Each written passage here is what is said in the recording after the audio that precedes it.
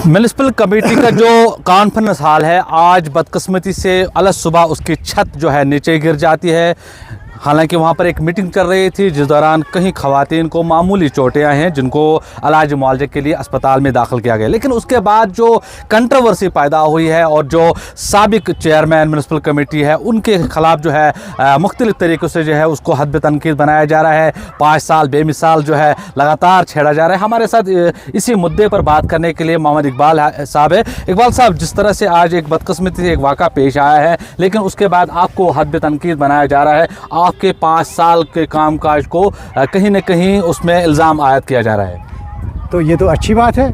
अच्छी बात है। उनको लग रहा है कि डूरू शाहबाद में एक ही लीडर है, बल्कि डिस्ट्रिक्ट अनंतनाग में एक ही लीडर है, वो मोहम्मद इकबाल एंकर है। तनकीद वो तो तनकीद मुझे ही करेंगे, जो काम करने वाला बंदा होगा उसी को तनकीद का निशाना भी बना रहे हैं। और किसको बनाएंगे? ना करने वाले को। उन्होंने एक तो खुद किया नहीं कुछ, दूसरा शाहबाद के लिए कुछ नहीं किया। शाहबाद को ले डूबा इन्होंने इन 40-50 सालों से, जितने भी सरकारें आई है, पिछले सरकारों ने भी, आज के सरकार ने।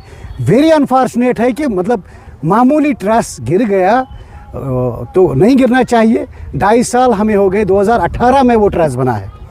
उस ट्रस्ट में अगर मैंने मतलब अगर वो ट्रस्ट 6-7 साल से वहाँ पर लगा है, 7 साल में जब नुकसान नहीं हुआ, अचानक आज 7 साल के बाद कैसा ट्रस्ट गिरा? मैंने एग्जीक्यूटिव अफसर से बात की, उसने कहा कोई 30,000 20,000 का नुकसान है। नहीं, सवाल यहाँ पर 20,000 30,000 का नहीं है, सवाल है इंसानी जानों का। क्योंकि वहाँ मीटिंग चल रही थी और आपके कहने के मुताबिक करीबन 5-6 साल पहले ये बना है। तो 5-6 साल में ही वो कोलैप्स होना, कहीं ना कहीं आप मानते हैं इसमें खामी है? बिल्कुल है, क्यों नहीं है। देखिए मैं बता दूंगा कौन सी खामी है। देखिए, अगर जब हम घर में भी बैठते हैं, घर में जब हम सुबह उठते हैं, सबसे पहले हमारी बहनों का काम होता है सफाई, चाहे वो फर्स्ट स्टोरी हो या सेकंड स्टोरी हो, और लुक आफ्टर। अगर आप अपने घर को लुक आफ्टर करते हो, आपने टाउन हॉल में लुक आफ्टर क्यों नहीं किया? आप देखो, आप कैमरा ले लो कि वो किस वजह से वो ट्रस्ट कोलैप्स हुआ है। बिकॉज आप जो वहाँ पर सैनिटेशन नहीं हुई है। सैनिटेशन अगर वहाँ पर होती, आप देखो वहाँ पर कौन सा गार्बेज और कितना डस्ट है वहाँ पर, उसके दबाव से, उसकी लोड से वो नीचे आया है, वो है। तो अभी मैं एक देख रहा था मीडिया में, आपने जो है कहीं सवालात खड़े किए हैं कि एक करप्शन का एक बड़ा फहरिस्त उनके सामने है, लेकिन खामोश नजर आए हैं अभी तक। और अब जब ये मामला आया तो अब आपने उनको गिनना शुरू किया है। नहीं, मैं बार बार कहता हूँ, मैंने पिछले दिनों इनका एक बड़ा घोटाला खोल रखा है, जिसमें इन्हें दंदीपाया में, वायलू में, पहलगाम में, श्रीनगर में, जम्मू में, रायपुर, धुमाना, सांबा में, दिल्ली में ज़मीन ले ली है और इधर भी लोकलिटी में ज़मीन ले ली है। वो पैसा कहाँ से आया? उस पैसे की तहकीकात होनी चाहिए, उस प्रॉपर्टी की तहकीकात होनी चाहिए। अगर अरबों और खरबों का प्रॉपर्टी बना के रखे इन लोगों ने।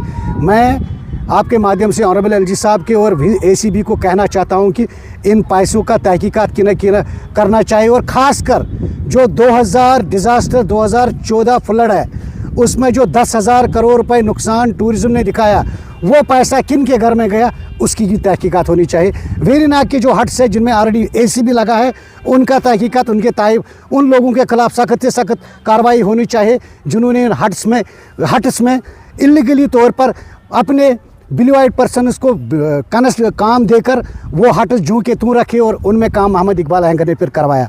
मैं डैम की बात कर रहा हूँ, जहाँ पर 2 बच्चों की जानें गई है, उसमें अगर 11 करोड़ रुपए एक्सपेंचर आया तो 11 करोड़ में 11 पैसे का फ़ायदा आवाम को नहीं है। उस डैम की तहकीकात होनी चाहिए। जिन लोगों ने भी उसमें एडमिनिस्ट्रेटिव अप्रूवल दी और जिन लोगों ने उसमें काम करवाया, उनके खिलाफ भी सख्त से सख्त कार्रवाई होनी चाहिए। एजेंसियां हैं, जहां तक डैम का सवाल है उसमें टेक्निकल इंजीनियरिंग फॉल्ट है। हाँ। कोई मतलब अगर मान लीजिए उस वक्त जो एमएलए है उन्होंने लाया है, अगर उसमें इंजीनियरिंग फॉल्ट है तो 30,000 में जो नुकसान, तो ये गलती आप मानते हैं? नहीं, मेरी क्यों नहीं, मेरी गलती नहीं है, ये डिपार्टमेंट की गलती है। आप खुद जाओ, कैमरा साइड में। आवाम को क्या फायदा मिल रहा है? अरे आवाम को फायदा मिलेगा बिकॉज आप गुलाम अहमद मीर ने ये काम जूं के तू रखे, वो आगे काम चलने नहीं देता। जो मेरे प्लान प्रोजेक्ट्स है उनको आगे चलने नहीं देता। करता क्या है? करते हैं उसके बच्चे, और वो लीडर यही करता है कि उसके जो काम है वो रोको, वो नहीं होनी चाहिए, जूं के तू रखो। और अगर किसी जगह इसमें नून में नुक्ता होगा वो आगे चलाओ। गुलाम अहमद मीर इस वक्त एमएलए हैं डूरू के, करीबन 35,000 लोगों ने उस पर एतमाद जताया है। आप कैसे कह सकते हैं वो आपके काम में? आज इलेक्शन करने 3500 से ऊपर नहीं जाएगा।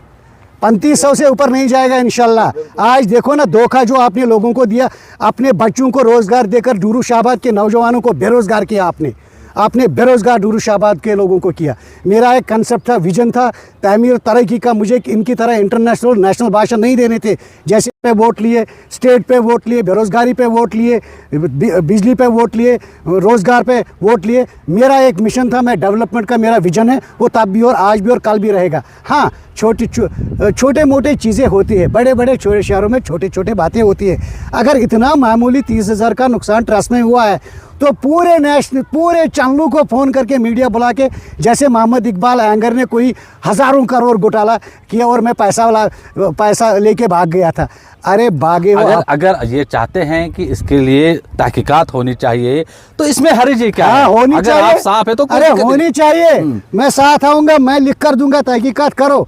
अगर तहकीकात करो, इसमें क्या गलती है, किसकी गलती है, किसकी खामी है, उसको सज़ा दे दो, देना चाहिए ज़रूरी। अगर किसी की खामी है, अगर उसमें कोई लूपफॉल हुआ है, अगर उसमें किसी ने बाज़ाब्ता तौर पर अभी तक रेनोवेशन और रिपेयरमेंट का ख्याल नहीं रखा, उसमें लगना चाहिए सज़ा उन बंदों को। मगर मुझे उसकी तरफ भी ध्यान देना चाहिए कि पहले तनकीद बराए तामीर होनी चाहिए, तनकीद बराए तनकीद नहीं।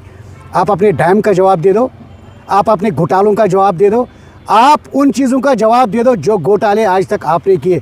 आपने शाहबाद की आवाम को ठगा है, लूटा है। मैं वेरीनाग की बात कहूँगा। वेरीनाग एक मरकज़ियत है।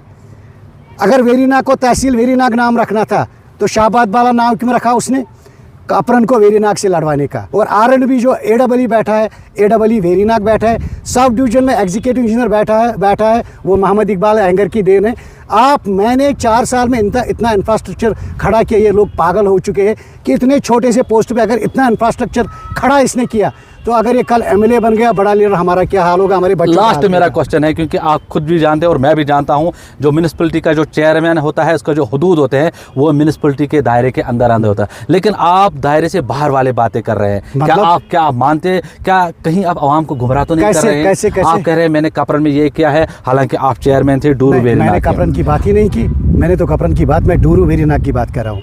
मैं वेरीनाग तहसील की बात कर रहा हूँ। मैं वेरीनाग तहसील, अपना हक था वेरीनाग तहसील देने का। शाहबाद बाला नाम रखने का मतलब क्या है? तहसील टाउन डूरू, वेरीनाग तहसील टाउन में आता है, ठीक है ना? मैं डूरू की बात कर रहा हूँ। मैं as municipal president father of town हुआ करता था। म्यूनसिपल प्रेसिडेंट एक फादर ऑफ टाउन होता है और first citizen of the domain.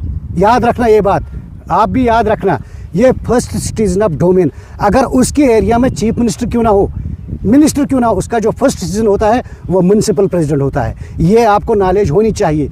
और म्यूनसिपल प्रेसिडेंट का कंट्रोल डूरू वेरीनाग के तमाम डिपार्टमेंट्स में था। इसीलिए इसी स्टेडियम में ऑनरेबल LG साहब ने HADP में इनाग्रेशन डूरू में की। इसीलिए माननीय 2 चीफ सेक्रेटरी मैंने वेरीनाग लाए और बड़े बड़े लीडरों को, बड़े बड़े एडमिनिस्ट्रेटिव हेडों को डूरू में लाया, तभी डूरू वेरीनाग ने तरक्की की। ये मेरा मुद्दा है। चलिए, बहुत बहुत शुक्रिया। ये थे मोहम्मद इकबाल एंगर, जो आज काफ़ी जोश में नज़र आ रहे हैं और वो ये कह रहे हैं कि वो किसी भी एहतसाब के लिए तैयार है, लेकिन एहतसाब उन लोगों पर भी होना चाहिए जिन्होंने माजी में उनके बकौल घोटाले किए हैं। देखते हैं आगे इस मामले में क्या रुख लेता है, ये तो आने वाला वक्त ही बताए। दीजिए मुझे इजाज़त। अल्लाह निगहबान।